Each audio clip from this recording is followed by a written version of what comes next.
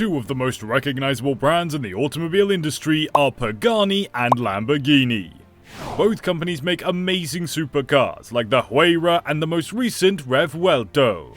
Surprisingly, Horacio Pagani began working for Lamborghini before leaving to create his own business. However, his tenure at Lamborghini may have been the beginning of Pagani's demise. And this is mainly due to the Lamborghini's efforts to obstruct the Italian boutique hypercar manufacturer. The story of Horacio Pagani is an incredible one, with Lamborghini almost blocking his path when he worked for them before he created the epic Zonda.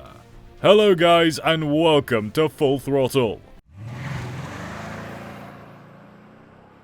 You don't want to get destroyed like Pagani, right? So push that subscribe button on Full Throttle to get exciting videos like these. Horacio Pagani was born in Casilda, Argentina. He had an early interest to vehicles and spent most of his time working on them. He went to La Plata University to study mechanical engineering. He then traveled to Italy after graduation to pursue his ambition of becoming a vehicle designer. Before starting Pagani Automobili in 1992, he was a Lamborghini helper. Horacio, an Italian immigrant kid who grew up in Argentina, fell in love with vehicles at a young age and began building model cars out of junk and wood. At the age of 20, while still a student, Horacio built a Formula 3 vehicle that he had entered into a local competition. By the time he had his university degree, he had constructed a Formula 2 vehicle with a Renault engine and a dune buggy. Pagani would land his first position in the car sector at Renault. He worked on the bodywork of the French manufacturer's 1970s Formula 1 cars as part of their racing program. The F1 driver wrote to all significant Italian manufacturers following a meeting with the Argentinian F1 winner Juan Manuel Fangio through coach Oreste Berta. This was an attempt to persuade them to sign Pagani after Fangio recognized the young engineer and designer's aptitude. In 1982, the Argentine took the risk and emigrated to Italy. He did odd jobs to pay the bills as he waited for a chance in the faltering supercar sector of the time. Then, Lamborghini called and offered him an entry-level position, but Pagani was kind and accepted the offer.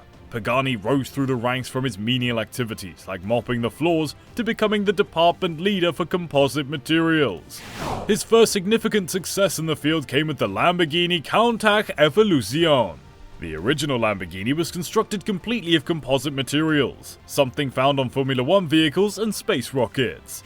The Countach's steel space frame had been replaced with a composite version, using a carbon Kevlar composite for the whole gearbox tunnel, roof, door sills, and other parts, constructing a supercar that was 1,000 pounds lighter than a typical Countach. But because Lamborghini was unwilling to spend the money on a costly and experimental technology at the time, the automobile was never put into production. At this point, everything started to go wrong for Pagani. In a crash test involving the Countach Evolution, Pagani gained crucial knowledge about composite materials. He approached Lamborghini about purchasing an autoclave using this information, a device that would enable Lamborghini to mass-produce composite materials. Additionally, it would lower the cost of R&D, giving the supercar maker an advantage over its competitors. Amazingly, Lamborghini didn't believe it had a future. They asserted that since Lamborghini lacked an autoclave, Ferrari also did not. Ironically, Ferruccio Lamborghini felt that while Ferraris were fantastic, they were too loud and abrasive for suitable road use, which led to the creation of the Lamborghini. Now, Lamborghini wouldn't seize the chance to differentiate themselves from their main opponent. Pagani witnessed his dream almost being destroyed and was confused, irritated, and outraged. Pagani started working towards his goal by purchasing his own autoclave with the help of a sizable bank loan. In 1991, he quit Lamborghini to start Modena Design, a supplier to F1 teams as well as Ferrari and Aprilia, an Italian motorcycle manufacturer. Pagani started working on his own supercar because he still had the vision to build one. In honor of the man who guided Pagani's career up until this point, the project was given the moniker Fangio F1. Even though Pagani required an engine for his supercar, design work proceeded. Any attempt to manufacture engines at the time would have been extremely costly. Thanks to his ties to Mercedes, Fangio once more assisted, presenting Mercedes CEO Dieter Zech with the renderings of the future Zonda. The German producer subsequently consented to provide Pagani with his engines. It was the M126's 6.0-litre V12 engine, which at the time was found in the S-Class. Fangio's death in 1995 at the age of 84 brought tragedy to Pagani. However, bigger issues were impending Pagani, notably the declining supercar market that was impacting even Lamborghini. But at the time, Lamborghini threw Pagani a curveball that almost completely altered the course of the project. Before we continue, hit that subscribe button as hard as you can hit your gas pedal to stay informed about the latest developments in the car industry.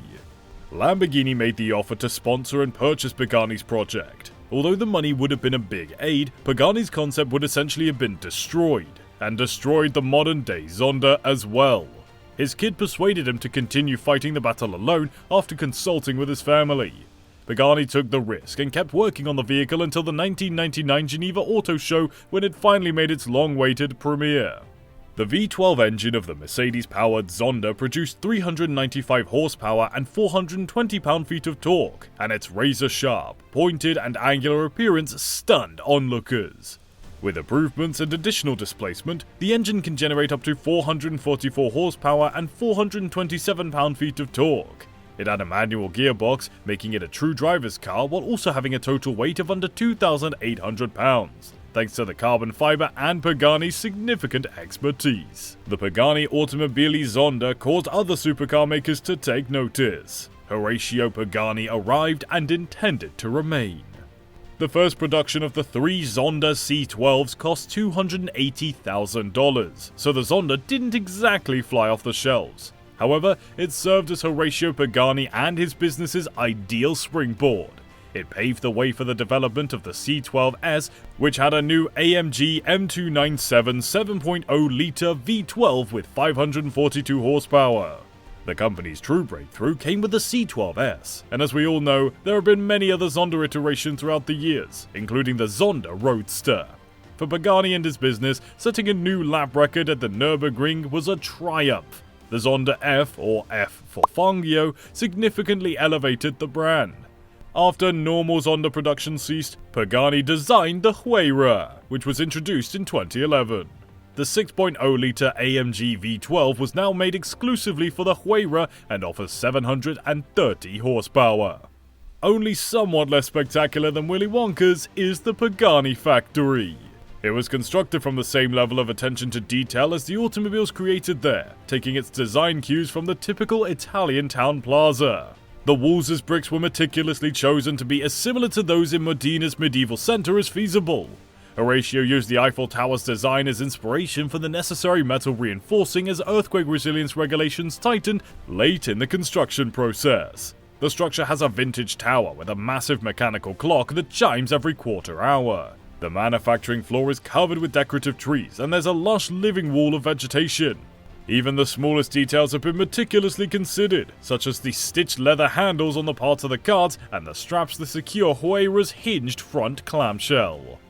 The assembly area's soft background music, which includes 90s rock tunes performed acoustically on lutes and mandolins, adds to the strange ambience. Age has significantly reduced Horacio Pagani's net worth though.